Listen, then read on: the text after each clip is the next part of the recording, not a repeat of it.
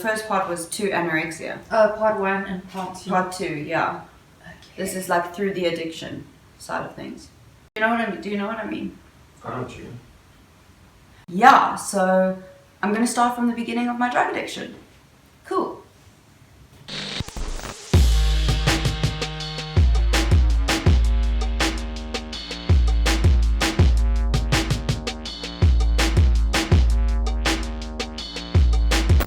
Hi guys, and welcome to The Truth Hurts with me, Tony Quinn. The Truth Hurts is a show about recovery and everything in between. In this episode, we are going to be doing part 2 of my journey from anorexia and addiction. If you haven't seen the first episode from this, please give it a watch. It kind of sums up my entire journey from childhood into adulthood and how I developed my eating disorder and how it affected every element of my life and led me to some really, really dark moments. It also unpacks a trauma that I had experienced, which was the loss of my cousin, Terry, who was like a sister to me. And I ended off that episode saying, when Terry passed away, that's when I found every reason to fuck up more. And it was the perfect excuse for me to start using drugs and for my life to spiral completely out of control. So this episode is going to cover my active addiction, and it's going to be quite fragmented because, you know, when you are in active addiction, time kind of stops making sense. So some moments are going to be here, some moments are going to be there, but I'm going to try to bring it all together to make it kind of sensical.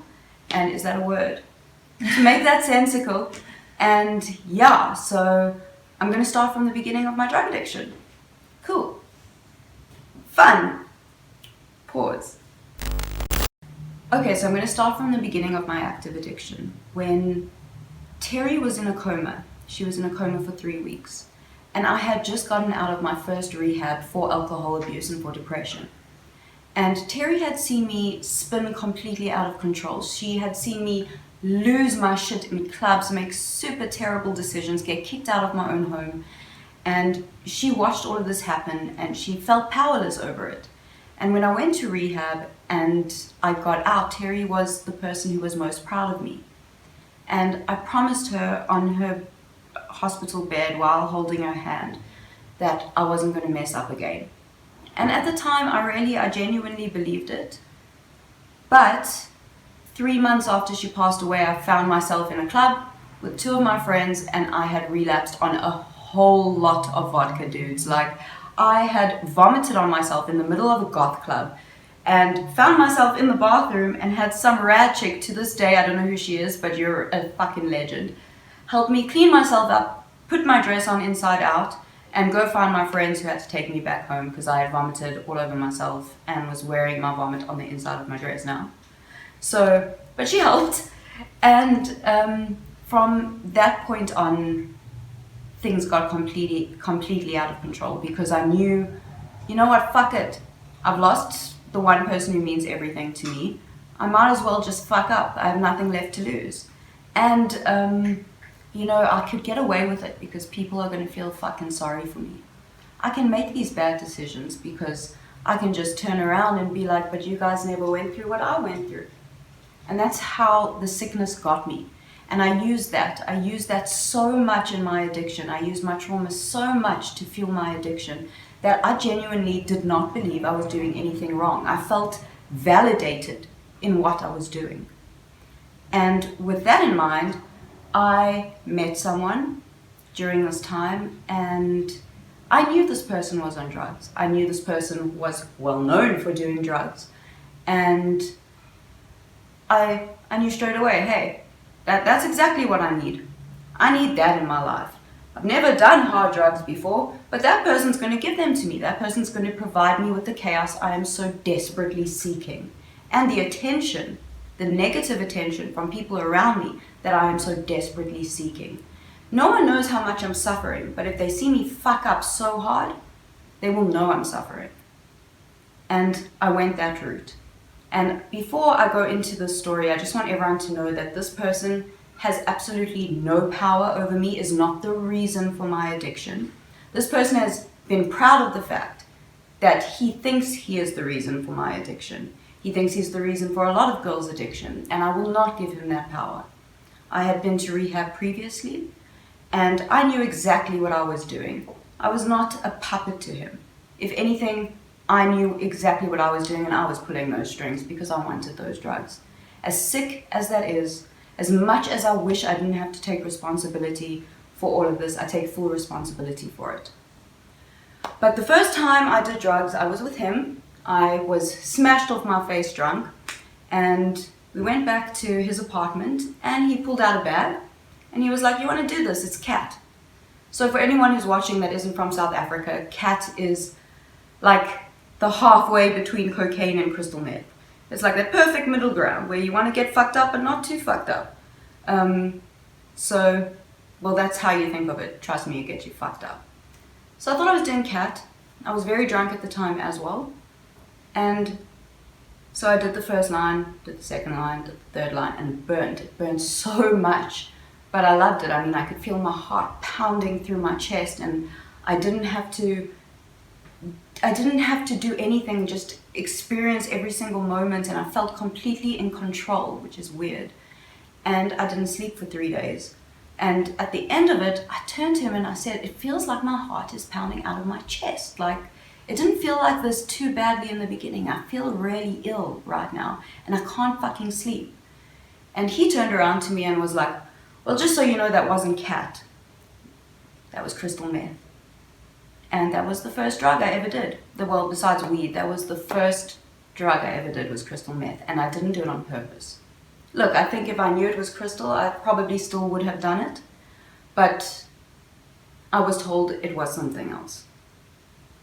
Anyway, as soon as I did that first line, as soon as I realized it took away my need to eat, and the anorexic thoughts that I'd suffered with for so long were drowned out by this drug and by what it did to me, I felt almost at ease with it. And I was like, that's something I don't need to worry about anymore.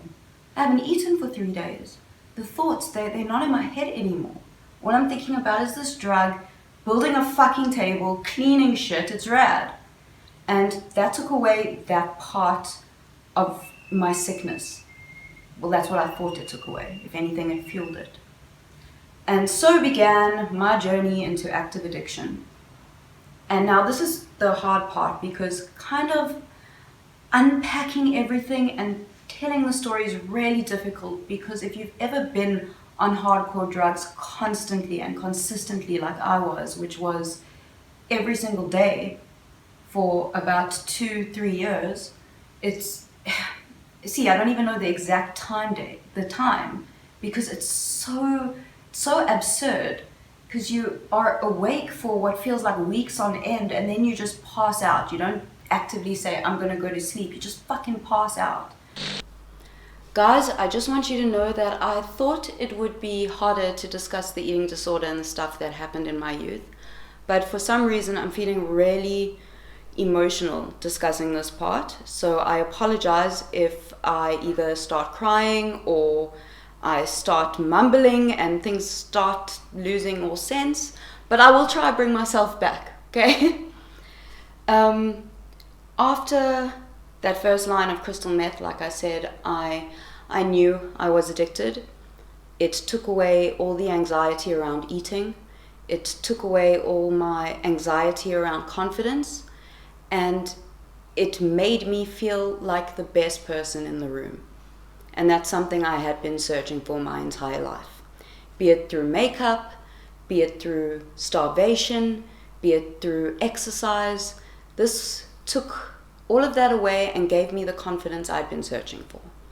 And I thought it was my saving grace. I thought it was something that fixed me. It did the complete opposite. Drugs break you. They take a person and make them sick, and make them hard to be around, hard to love, almost impossible to love, really. And during this time, I was in a relationship with this guy, and I also got a job with my late cousin's friend. She had an events and promotions agency, which I partnered with her on. And it was the perfect job for me. It was perfect for someone who loves to do drugs. It enabled all my behaviors. I could put a party together and spend the whole night there and do drugs in the bathroom without people questioning it. It was the environment I surrounded myself in made it okay. The girl I was doing this with had no idea this was going on. I would say to her, it's cool, you can go home, you don't need to be here the whole night, I'll take over everything. And the only reason I did that was because it was my time to do what I wanted, when I wanted, and I couldn't sleep anyway, so it was perfectly fine for me to work 24 hours a day. And it started off in my head as really fun, something exciting I was doing. The drugs weren't that bad. I was still keeping my old friends, the ones I tried to run over in the last video. Go watch it, you'll see what I mean. They were still around. My family was still around, and they started noticing my behavior getting a bit weird. Because, I mean, they knew how bad I was when I was drunk. But now I wasn't drunk and I was acting weird. I was staying up, like I said, all hours of the night. I wasn't coming home for days on end. I would kind of lie about where I was and forget the stories that I had told them. So they started picking up on all these behaviors, and I became very violent and very, very agitated all the time. I would scream at my mother. I would throw things at my mother. I would give my brother absolute hell. He would be scared to come home in case I was in a bad mood, and it would usually be when I was coming down. At this point, I was still living at home with my mom and my brother, and I made the whole home environment hell. I would just cause immense worry all the time, and I started losing a significant amount of weight. But it wasn't just that kind of frail anorexic look that I had had previously. I was gray. My skin was fucked. It was fucked. I was grinding my teeth constantly. They kept breaking in the back of my mouth. One day I came home and I said to my mom, fuck, I've broken my tooth in the back of my mouth. But it was because I'd been on this mad binge and I was grinding my teeth so hard that my mom said to me, okay, we'll take you to the dentist. So I was like, no, I've got a better idea. So I took a nail file and filed the back of my tooth down so that it wouldn't cut my tongue, because I didn't want to spend money at the dentist. I wanted to spend money on drugs. And again, that's where all my money was going. So with the events agency, we made a lot of money. We did really well. We did a lot of massive events. And we did one event where we made cash, and I think I made a good 20,000 Rand in one night just off this event. Now you must remember I'm young at this point, and that is a lot of money for a young person who isn't paying rent and living with her mom and just having the best time buying drugs. And my drugs were cheap. It's not like I was getting 600 Rand worth of cocaine. I was getting like 200 Rand worth of CAT here and there, some crystal, whatever I could get my fucking hands on. And all my money went to that. So I put 20 grand up my nose in a really short amount of time. And my business partner started to notice that I wasn't really into everything. I would say I would do something and then I would just go missing. I remember one day I went back to her house and she sat me down. This is my business partner at the time. And she said to me, she's really concerned about me. She doesn't like the guy I've been hanging out with. I'm kind of moving away from my friends. I'm isolating myself a little bit, and I'm making these big promises and not delivering on them, and that's not like me. Well, guys, to me this was the biggest insult in the whole world. This chick, how fucking dare she turn around to me, the person who is working 24 hours a day for her company, working my ass off, getting into shit. How fucking dare you? I'm keeping this business afloat. Bitch, I was doing shit. Okay, I was going to these parties, locking myself in the bathroom, doing drugs with anyone I could find. At this point, I was still using with people. And I felt like the victim. I remember getting into my car, screaming out of her driveway, telling her to fuck off, and going straight to my cousin's house. When I got to my cousin's house, I had my drugs on me. I was telling my cousin about how horrible this girl was to me, when in all honesty, she was just trying to help me and help her business. And my cousin said, okay, she's going to go to the shop, she'll be back now. And she had just had a baby. Karen gave birth to her child a few months after Terry died. And at this point he was crawling around, and you know, he could navigate things. He knew what was going on around him. And I did drugs in front of this kid, and I left them on the toilet seat. I did them on the toilet seat while he was crawling around doing his thing. And I mean, I could have put the kid in like a serious amount of danger, and I didn't give a fuck. So that was me playing victim, still believing that this girl had just attacked me. I had done nothing wrong, but here I am doing drugs with a little toddler walking around while my cousin's outside taking advantage of her fucking house. So obviously that business partnership ended, and I was on my own. My mom, my brother, my grandmother, and my dad were told by numerous people that I was acting out, that something was wrong and they needed to look in on me. And my mom ended up going through my bag, and she found, I don't know if anyone is familiar with this, but when you get drugs, sometimes they don't come in a little banky. They come in a little bit of like blue plastic or something, and it's tied like this. And my mom found it in my bag. And she turned to me and she said, and it was empty obviously, and she turned to me and she was like, "What the fuck is this?"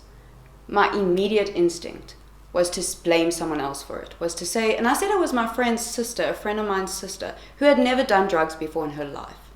I said it was her, and my mom started worrying about her, said she was going to phone her mom, and then I freaked out and I said, "You know what, it's my boyfriend's. It's his, it's not mine." So she said, "Okay, I'm going to do a drug test on you." And obviously I failed miserably. And then I put on a huge sob fucking story. "You don't know what I've been through. You don't know about the rape that I had. You don't know what it feels like to have lost Terry," even though she fucking knew very well how much it was or how it felt to lose Terry. And I just went on this tirade. And I said, "You know what, fine, I did the drugs, but it all comes down to my eating disorder. And that's the fundamental cause of all of this." So she said, "Okay, I'm going to book you into rehab." And the next fucking day, I ended up in rehab. And this was the second time I'd been to rehab. And they put me in the dual diagnosis unit, which is for drug addiction. And I managed to manipulate my way out of that after a few days and get put in the eating disorder unit again. Now you must understand, at this point, I didn't give a fuck about the eating disorder. So I sailed through. I looked like I belonged there because I was underweight. I looked and acted like I belonged there, when all I was really thinking about was, okay, you know how this works. You're going to move through the eating disorder unit. You're going to be fine. You're going to get out of here after 3 weeks, and then you're going to relapse. And that was, during this time, they introduced me to Narcotics Anonymous when I was going through the eating disorder program. And my God, I thought it was the biggest load of bullshit I had ever seen in my life. Sitting around a fucking circle, standing up, holding hands, and saying a serenity prayer. For what? For what? None of it made fucking sense. This was a cult. Why am I in a cult? So I got through it, told my mom everything's fine, everything's cool, I'm going to be perfect. And I came out, told her I was going to NA meetings, never went to NA meetings, and relapsed. But I relapsed badly. Now, anyone who is a drug addict, or anyone who has known someone in active addiction, knows that when a person relapses, they don't start from the beginning. They start from where they ended off. And things can only get worse from there. So when I relapsed, I was doing the same amount I was doing toward the end. And obviously that escalated and became more and more and more. And my behavior got worse and worse and worse. And I got sicker and sicker. Even the relationship I had with that guy ended, and I had my own drug dealer's number now. I didn't have to use his dealer's number anymore. I could get drugs on my own now. My friends, I had completely isolated myself from. I wanted nothing to do with the people that actually gave a shit. And I had kind of created a group of friends who were using too. and we were enabling each other. I'm not saying they were bad people. I want to make that clear. Some of these people were amazing. But we enabled each other, and we kept each other around for one reason and one reason only. We were with each other to use drugs and share drugs and get drugs. And it's as simple as that, and that's honestly the truth. All my other friends, I just kind of shoved aside. They could offer me nothing. What could they offer me? They could offer me a conversation. I don't want a conversation. They could offer me support. I don't want fucking support. I just want to use, and I want to use in peace. So all that goodness, all the close friends I had, disappeared. And I didn't give a shit. I didn't want them around. And I became very toxic to be around. My violence got so extreme that the one day my mom came home and she tried to stop me from leaving the house. I was going to go get drugs. I had just called my dealer. I was going to go get my fix. And she wouldn't let me out the house. So I attacked her. I physically attacked my mom. We got into an altercation. I started hitting her. My brother, who was young at the time, had to come in and stop me. He had to get on top of me and physically hold me down on the bed to stop me from attacking my mom. He picked me up, I was fighting, and he threw me. And he threw me and I hit the cupboard. But instead of just letting my body hit the cupboard, it was an opportunity for me. I hit the cupboard with my head, purposely, hit it with the side of my body, purposely, and started screaming like he had abused me. Obviously, I ended up with a bruise down my body, but it wasn't because of my brother. It was because I made that happen. And that was a perfect opportunity for me to get sympathy and make that happen. So once he had thrown me and I had hit the cupboard so hard, I got up, took a glass, threw it at my mom, cut her entire leg open. While she was screaming, walked over her, took my keys and left the house. That's how everything escalated. I was just a violent, toxic, disgusting person. And my family was scared to have me at home. So I would spend days out. Even the guy that I had broken up with, I still hung out with. I was at his house all the time because that's where we all hung out for drugs. I would come home and go as I pleased. And at this time, my dad and my mom were divorced. And my dad didn't really know what was going on. So he never saw all of this chaos. So I could use that to my advantage. When my brother threw me against the cupboard, I took photos of my bruises and sent them to my dad and said, "This is what I'm living with. This is what your son has done to me." And I would go to him, burst out crying, say, I need money to get away from this. And he would give me money. That money would go to drugs. It wouldn't go for me trying to get away from a dangerous situation at home. I was the dangerous situation at home. So that's how addiction works. You find any opportunity, no matter how small, no matter how seemingly insignificant, no matter how impossible to turn, you find that and you turn it and you make it work for you. My brother saw this whole thing happen, and at such a young age, he had just finished writing matric. He packed his bags and left the house and never came back. It was just me, my mom, and my gran at home. And my stepfather at the time. And my brother left me. My brother wrote me off. And I thought he was a fucking asshole for doing it. How dare he?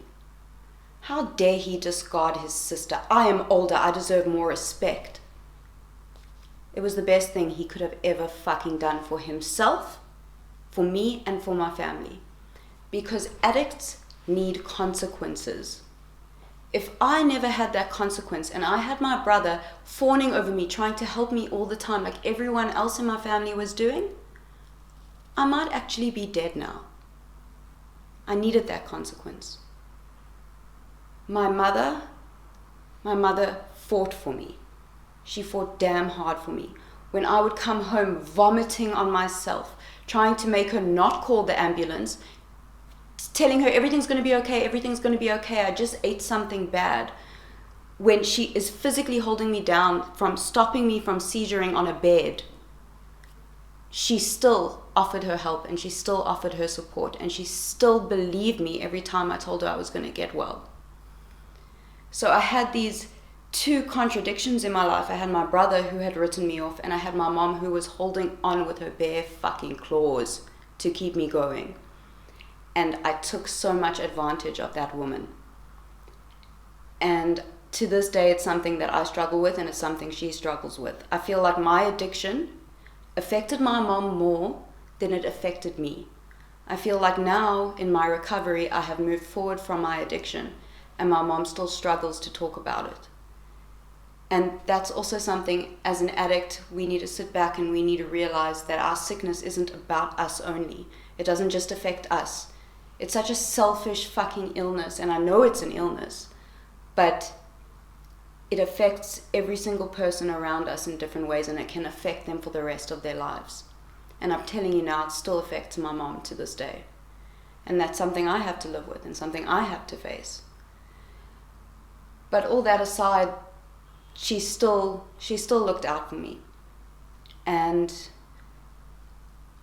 like I said, this is very difficult for me to talk about because I'm trying not to go into the horror stories. I'm trying not to tell you all the terrible things I did in active addiction, this story, that story, this horror incident, because I don't think that matters. I think every addiction, no matter what it is, no matter the rock bottom, is fucking bad. Everyone has a different rock bottom. Everyone has a different story. At the end of the day, addiction is still fucking addiction.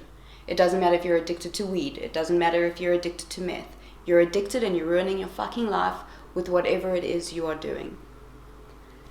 So I'm going to try to leave out the horror stories and kind of get to the core of everything. I ended up at my bottom, taking advantage of my auntie who had just lost her child. She had moved into her own place, and I told her that for comfort, I would go and stay with her because she needed company. When in reality, the only reason I was going there was to get away from my mom, who kept looking to see if I was using drugs, who kept interrupting everything I was doing because she was so paranoid about the whole situation. And at my auntie's house, I had freedom. I would be active and happy and speaking to my auntie at all hours of the night, and she thought I was doing it for her, to keep her company and to make sure she was okay. When really I was just high as fuck. And I started stealing from my auntie, I started stealing from my mom, I started stealing from my dad, and anyone who could give me something, I took and I took and I took. And one day, all of this just culminated into one moment where I found myself wandering around a Clicks, a pharmacy, wanting to buy a drug test because I knew that everyone was going to test me when I got home. And I wanted to see if I could beat it. And I couldn't fucking beat it. I had bought 3 drug tests and I couldn't beat it. So I went home, looked at my mom, and I said, listen, I'm addicted to drugs. I'm still using drugs. I'm going to leave the house. I'm never going to come back, and this is just going to be my life. I'll make a plan. And she said to me, no, you're going to rehab. So I said, fuck you, I'm not. And I got in the car and I drove to my dad. Now, my dad had been kept out of this whole mess for so long because he wasn't married to my mom and because he wasn't at home and he never experienced it. I went to his office and I told him, my mom is abusing me, everyone's abusing me, everyone's telling me I'm crazy, I'm not crazy, I need a place to stay, please give me a place to stay. And he locked me in the office and he phoned Houghton House. He spoke to a woman named Nikki on the phone, and he told this woman, my daughter is anorexic, my daughter is doing stimulants, and my daughter is going to die. And Nikki said, I know the story all too well, we'll book her in tomorrow. My dad had never, ever gotten involved in this side of things. I had never been to that particular rehab. I was petrified. That was the first time I was scared to go into an institution. I was so used to them. I was so used to them by now. And the next day, I was locked in this place overnight. The next day, my dad took me to the rehab. I had no choice. He had child locked the car because on the highway I tried to get out. And eventually I just ended up on the floor of Houghton House crying my eyes out saying, I don't belong here, I don't belong here. And then the real fucking journey of recovery began. Houghton House was unlike any rehab I had been to before. All the counselors were recovering drug addicts, well, most of them. If not, they knew drug addicts and they had been working with addicts for a long time. It was a place I couldn't bullshit. It was a place where all the masks I wanted to wear were stripped from me because people could see right fucking through them, because people had worn those masks before. And it was here my life changed dramatically, and it was here that I started finding myself, even though I didn't want to. When I entered Houghton House, I had the plan of exiting and using like I had done all those times before, but that never happened. And in the next video, I will unpack what was different that time, what shifted my perspective, and a lot of the struggles I had to face in recovery, including how my eating disorder came back 10 times worse than it had ever been before. I'm getting emotional speaking about this. It's been very difficult doing this video, and I just want to say to all of you that recovery is possible if you put in the work. And all the shame and all the guilt you feel about your acts in active addiction, you need to let them go. You need to forgive yourself, because if you don't, there's no point. And I have forgiven myself, and I still have shame around a lot of stuff. There's some stuff I don't want to speak about on camera because I don't want to upset other people. I've dealt with it, they haven't, and I need to respect that. So just know, take a moment, step back, accept the things you have done. You did them when you were sick, and you can move forward from them. And yeah, I look forward to sharing my recovery with you. That's a good story, guys. That's a good one. So, see you in the next video. Peace! No, I'm joking. Is that an okay way to end?